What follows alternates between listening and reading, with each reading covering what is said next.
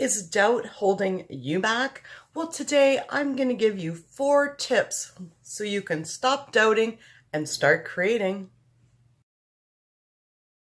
Amanda here from createyourfuture.co. I am a life coach and a counselor, and I bring these videos to you so you can create something wonderful in your life. And today we're going to talk about doubt, and I've got 4 tips for you so you can overcome that doubt and really start to create something wonderful in your life. Doubt is the single biggest things that will hold us back. It'll stop us from starting things. It'll prevent us from finishing things. So I've got 4 awesome tips to bring you. And the 4th tip is extra special, so make sure you watch to the end. Now, if you haven't already subscribed, definitely subscribe and hit the bell icon down below, because I do bring you videos every Wednesday and Sunday. They're all designed to help you create something wonderful in your life. So let's get started. So well, first of all, I'd like to say doubt isn't all that bad. It can be good in some senses. I mean, doubt stopped me from making some really bad choices and decisions sometimes. So sometimes we do need a little bit of doubt. But the doubt and the tips that I'm giving you, I'm talking about today, is the unrealistic doubt, the doubt that stops you from creating what you want. So tip number 1 to stop doubting is to focus on what's worked out in your life rather than what hasn't worked out. I mean, how many times have you thought about, when you think back, that you doubted something would work out, but it actually did work out? So it helps if you focus on things that you've done before that's worked out rather than things that haven't worked out. If I was to think about everything I've failed at or didn't finish or that wasn't a great idea, then I'm going to have this looming doubt. But if I focus on, what has worked out and the times that I have been successful, I'm going to feel a whole lot less doubt and a lot more positive about myself. So that's tip number 1.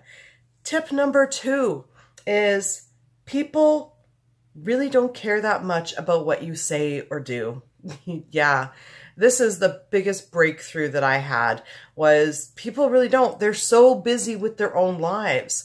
And, if we doubt how we were, how we acted, what we said, that just holds us down, when really the whole time other people are just worried about their own lives. They really don't think too much or even twice about you. So it's okay. Express yourself, be yourself. As long as you love who you are, they're going to love who you are. Tip number 3 is it's not always about you. Okay, so what someone might have done or said might not actually be about you. Now, what do I mean by that? Okay, so let's say you go out on a date and he doesn't call you back, or she doesn't call you back, or there is no second date. That doesn't necessarily mean that there was something wrong with you. Their mom could have got sick and they're focusing on work, or maybe they lost their cell phone or lost your phone number. I mean, I don't know how many countless times that, I've said, oh, hey, give me a call, and the person hasn't called me, and I run into them 6 months later and they're like, oh my goodness, I totally lost your phone number, right? So, be careful not to misinterpret what's happening in your life and blame it on yourself without actual reason. I mean, let's be realistic. If somebody says, oh, blah, blah, blah, blah, blah, I'm mad at you because you did this. Well, okay, then granted, that's legit. What I'm saying is, don't make it up out of nowhere. Don't make it all about you, okay? And the 4th tip is stopping that inner voice as soon as it comes up. When you have self-doubt and you hear that little voice, you can't do it. Say, no, stop it. Stop it right there. Stop it right there. And then go back into tip number 1. Focus on what works. Tell yourself that you can do it. Okay? Because if you don't stop that little voice right there and then, it's just going to spiral out of control. And before you know it, you're going to have so much doubt in yourself that it's going to hurt. So stop it before it starts. A really good way too is, if you're wondering if something is going to work out and you have that little voice, what I like to do is I write a pros and cons list. Is it going to work out? Or I plan it out on paper. Is it going to work? So anytime I have any doubt, I take a logical sort of approach to it. I stop that inner voice and I say, okay, before that inner voice gets out of control, what do I need to do to make sure this is a good idea?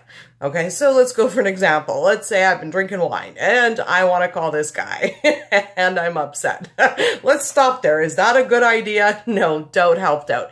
But let's say that I wanted to say, go out and create an event where I help and feed the hungry.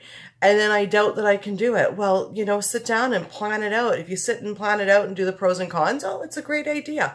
I'm just doubting myself for no reason. So stop that little voice and kind of weigh it out from there.